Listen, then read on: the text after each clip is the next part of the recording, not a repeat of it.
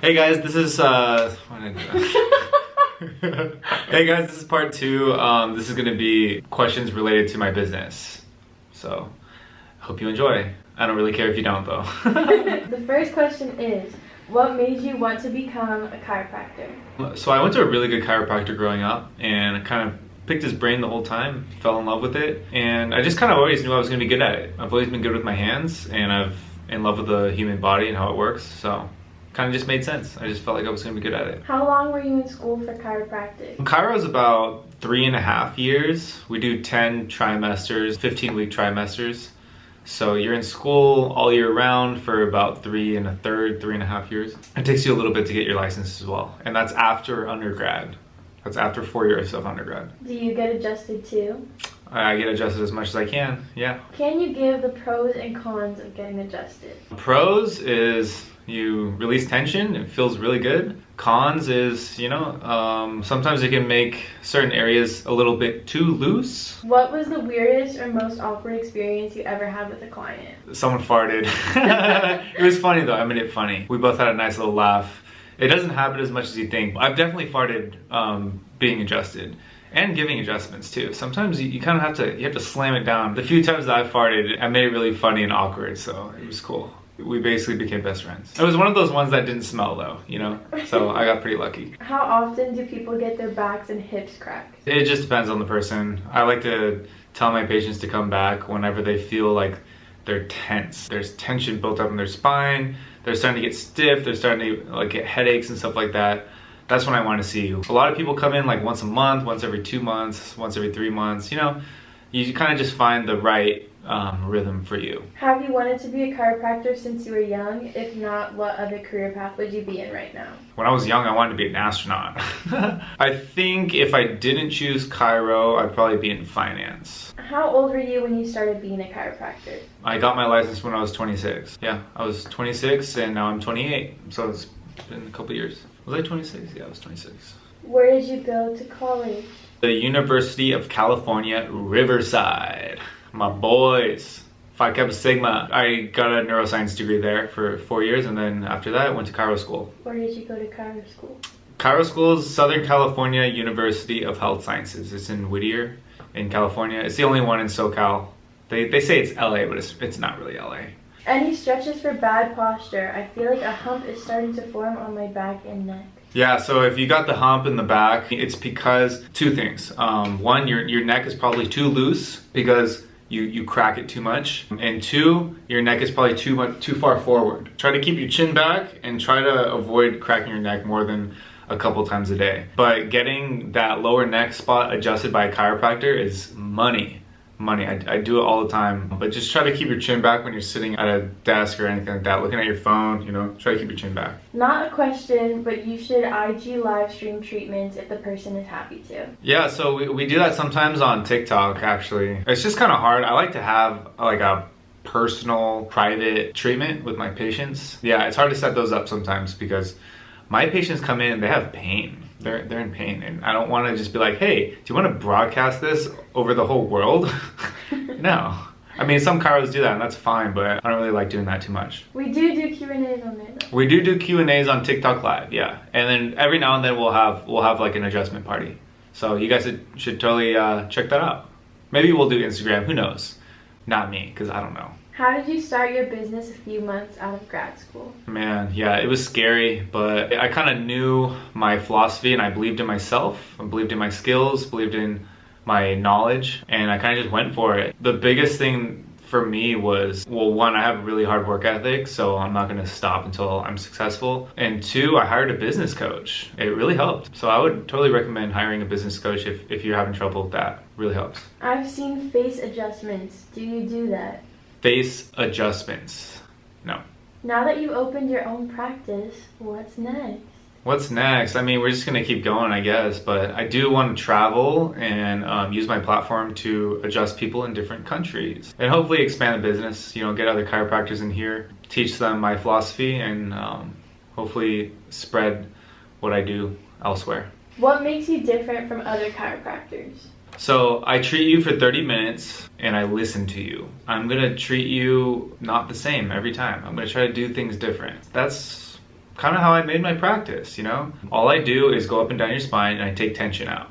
I'm not gonna promise that I'm gonna realign you. I'm not gonna stimulate your nervous system. I'm just gonna try to take your pain away. That's it. That's all I'm doing. I'm honest and truthful, and you can trust me. If my treatment doesn't work, don't come back. And I'll tell you that from day one. If it works, then we can figure out when you need to come back, if you even need to. That's kind of what separates me. I don't want you to necessarily come back all the time. Do you remember all your patients? Sometimes it's hard, but yeah, I've been better about putting a bunch of notes down so I can remember. But yeah, you know, like if you come in when I'm busy one day and then I don't see you for a year, I'm not gonna remember you. What the hell?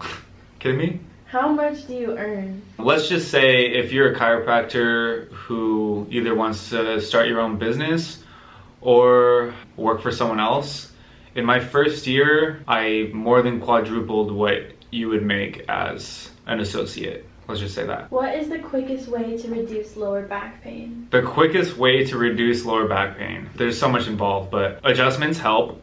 Physical therapy exercises help. Certain stretches can help. There's movement patterns that can help. There's a lot of things for sure, but when you say the quickest, like you just want a simple fix. The quickest is probably taking like painkillers or something, you know, if we're being real. If you want to like get to the root of the problem, chiropractic adjustments are good. Rehab exercises with a physical therapy or personal trainer, something like that, that can really help too. Genuine question. I'm a short girl. Do you think I would genuinely succeed as a chiro?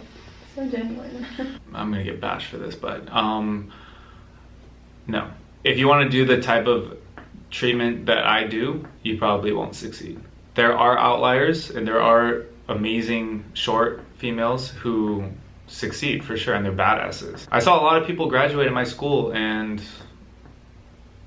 I don't know what they're doing now. How hard was chiropractic school for you? Any tips for a second-year chiro student? It was pretty hard because I didn't really try in undergrad or high school or anything like that. In chiro school, I really blossomed. I fell in love with it in school and worked my ass off. But I mean, those are some long days, man. Like sometimes we would have like 30 plus units, just 8 to 5 every day, hard science classes. It's hard to adjust to that while also trying to learn how to adjust people and like learn how to be a chiropractor, you know? Any tips? Just work your ass off. Get really good at adjusting. All your friends are gonna be partying and stuff. I don't know. I was in the class outside of hours adjusting, and just learning how to adjust and being better. If I didn't get an adjustment, I couldn't sleep. I would think about it all night. You have to have a drive like that. How do you stop yourself from laughing at patients' reactions to being adjusted? Some are so funny. Honestly, I'm like kind of in the moment when I do it, and I don't really hear anything that they like do. So I'll do an adjustment, and in my head, just like kind of black out for a second. I don't know. I don't really hear it. So yeah, I guess tell them to be louder or something because I can't hear them. What's your response to those who disagree with how you practice? Haters gonna hate. Haters gonna hate. That's fine. You know, there's definitely chiros that don't like what I do because I don't follow their little Bible that they learn in school. I don't talk shit on them, and that's fine. I'll send my patients and tell them to keep going back. I just knew that there was a niche for people like me, and I am there for people who are a little skeptical of chiropractic, or they feel like chiros are scammers. You know, whatever. I don't know. I don't care. Tell them to watch my videos and be better than me because I'm probably better than them. And subscribe. And subscribe. Just found out that my lower back is slightly curved. Is that fixable? It's hard to say it's fixable. I don't really know, honestly. There are people who claim that they can fix it for sure. It doesn't work every single time. It just really depends on why it's being curved. Is your body growing away from an injury or growing away from pain? Do you have scoliosis? How old are you? I don't know. There's a lot of things that go into it. But if it's not causing any issues, then why fix it? Who cares? Maybe that's just how your spine's supposed to be. What mic do you use in your videos? I use an Instamic Pro. You can hit me up on Instagram if you want my discount code. I think we have like 25% off or something, 10% off, I don't know.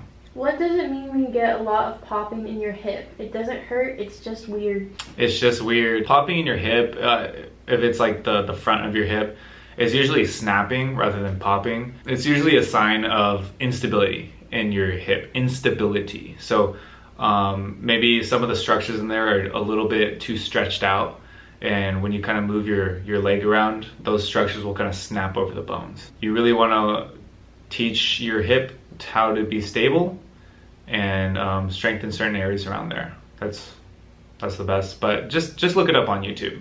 There's really smart physical therapists that talk about that stuff all the time. Somebody asked, do doctors not like chiropractors?